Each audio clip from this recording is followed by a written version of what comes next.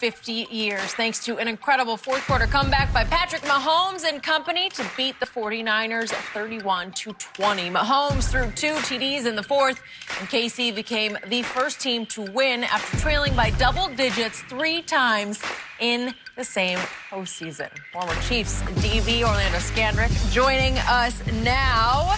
Good to have you with us. Orlando, in your opinion, what was the biggest reason the Chiefs won? Resilience. I was just waiting for them to turn it on. You know, I had some sizable bets on the Chiefs. Ooh, did you? Sizable. I mean, it was just, you just knew it was a matter of time. That team is resilient. That team is put together, like, from top to bottom. When I say top to bottom, even when you look at the way that their franchise is structured, from their general manager to their head coach to their quarterback to the last player on their roster, they all love each other. I think they love football. And I had a great time playing there last year, and it was great to see those guys win a Super Bowl. So I got to know, how nervous were you after the second interception and San Francisco gets the ball back? How nervous were you about your money? Oh man, I don't think I was nervous then. I think one of the nervous points for me was when he gets stripped and he recovers the fumble and makes it into that long third down.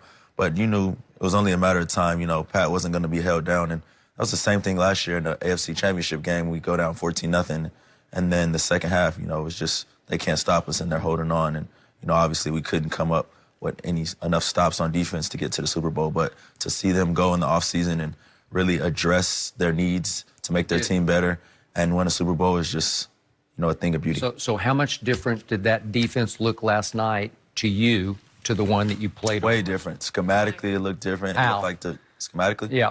I mean, they do a lot of different things there. They went from 43 to a 30. They went from a 34 to a 43. Oh, absolutely. And then they just show a bunch of different fronts. They got some exotic looks on third downs. Honey Badger has been the world of difference. He's a phenomenal player. You know, I can't, like, speak highly enough about him. And, you know, those Charvarius, Lil Mooney, he grew up really, really quick. And then, you know, Breland, he really, really helped them. And, you know, getting Thornhill and moving Kendall Fuller And they lost safety. Thornhill. Yeah. Yeah, Fuller was big last night. But for the defense, now you see why they gave up those first rounders to get Frank Clark. Because when you get guys, Skip, and you pay them a ton of money, you're like, okay, I need to see. People want to see, well, why you had D Ford. Yeah. So D Ford and Frank Clark. Now you see, he was relentless. He talked, you know, like, I didn't agree with what he said about D Ford. Yeah, it was inexcusable that he lined up offside. But, you know, Frank Clark was lined up offside to start the game, right? right on cue. Yeah. He was that was the difference in the ball game. But when you look at Patrick Mahomes, you know, people are like, man, you let it play out. I've seen enough. I've played football long enough. I've critiqued games long enough. This dude is the real deal. There's not a throw that he can't make. And Skip, a lot of guys can get outside the pocket and can throw the ball, but they got to pull up to do it. There have been very few guys that can wrong foot throws outside of the pocket, can do that for accuracy and for distance, because he can wrong foot it and throw it 50 yards over your head. He can wrong foot it and be accurate, throw it accurate on sidelines, throw it back across his body. You see so how many times he hit Sammy Watkins throwing back across his body, hit Kelsey throwing back across his body. His ability and what he's shown you in the playoffs, oh, man, he ain't going to go nowhere. Guess what? 50 yards rushing against the Texans, 50 yards rushing against the Titans, had 44 minus, had 20, ended up with 29, but he had 15 in kneel downs. He's the real, that's the main reason. There's not a whole lot of guys, Skip, that could have done what he did last night, being down to that team and the adversity that they faced, 3rd and 15. There's not a whole lot of people overcoming 3rd and 15 in the Super Bowl, especially being down by 10. And once they got that, you're like, it's just meant to be. Skip, I mean, you're not supposed to get 3rd and 15. When you got Pat, you are. I think that it's that baseball background is what allows him to. What's more impressive is he can just release the ball from so many different angles, and he's comfortable. And you know, I remember sitting watching the game last night, and at the beginning, his feet, you know, he doesn't have great footwork. You know, no one says he's a technician. Right.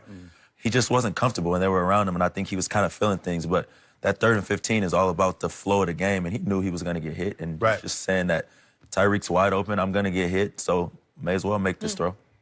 So I believe that my man Orlando Scandrick should send 10% of his winnings to Kyle Shanahan today, because he is the biggest reason you won your bet last night. I disagree. Oh, stop it. I mean, Pat, this is all time. I gave Kyle a break for what happened against New England. But Pat makes that throw to Tyreek Nine times out of 10. All right, He doesn't throw we're interception. going to talk in depth about that in just a minute, so I'm going to leave that lay. No, just I'm for a talking second. about the one that he missed. The one that he misses on third down that he throws a little. 9 times out of 10, he makes that throw. But the He's talking about the interception. Yeah, he Okay, makes okay, that I throw. got it. And, you know, they get points right there. I don't know about Kyle Shanahan's clock management. Threw it a yard behind Tyreek. He was trying to pull off a no-look. He's looking right, throwing it this way. 9 times out of 10, he makes it. Well, that was the one time out of 10 that he didn't. Correct. He threw it so far behind him, he tips it up into an interception, and you were cooked at that point. Never. And you thought it. You're on TV now saying, I knew I had this, but you didn't know you had this. Yeah, I did. I wasn't Because the nervous. 49ers had been running the ball down the throats of Have that you ever new seen look anybody defense. win a game in 3 quarters? No, I haven't, but I saw the San Francisco 49ers run for 109 in 3 quarters, and I saw Debo Samuel go flat out Debo on your defense, your new look defense, because they had no answer. Yeah, they did for run Debo. for 109, but a lot of those plays they weren't just running plays, they were misdirection. Well, that's how they do how it. they do it, yeah. That's their MO. It's a lot of bells and whistles. It's smoke and mirrors. It's motion and misdirection. It's a It's gimmick. sis boom ba. Gimmick. Yeah. Okay, but it works. No, it didn't. You know, Honey Badger said after the game, really, it's a real simple offense. You just have to ignore all the stuff that's happening, and then it happens, right? Then you wait till the snap. It works until it doesn't work. Okay, well, it worked for 3 quarters. And it didn't work because you didn't try to make it work when you got the ball back 1st and 10 at the 20. So the essence of this game was that Kyle Shanahan decided that Jimmy G could outplay Patrick Mahomes in the 4th quarter. That's what happened. Wait. Are we talking about the last drive? We're talking. They had the ball 1st and 10 twice at in a the row. They got it twice in a row. They got it off the interception, and then they got it after And then the I think they 2017 went play action on touchdown. 1st down. He missed. They ran it on 2nd down. This Correct. is the second time they had They the ran it ball. on 2nd down. Well, they for got about- Mostert for 5, then they got Are we talking Kittle. about the first one? Yeah. Okay, the first time they had the ball, they went Mostert for 6. 6. And then we've Kittle. used it twice already, but Troy Aikman said they're going to run the ball right down their throats if they let them. And right on schedule, he throws it to Kittle. He throws it low, and Kittle made a nice scoop off the carpet. Okay. Good And call. then, here we go, Garoppolo, punt. And then... I mean, when you pay somebody like you pay Garoppolo, at some point you got to expect him to do his job too, right? Sure. Right, Shannon? Yeah, but I'm saying at that point in time, there'll be a time he's done his job. Against New Orleans, when you're down 20-7, he did his job. When you needed 2 3rd and 16s against the Rams, he did his job. Against Arizona. But see, you get that a lot, Skip, and that's the question that your Cowboys are going to run into.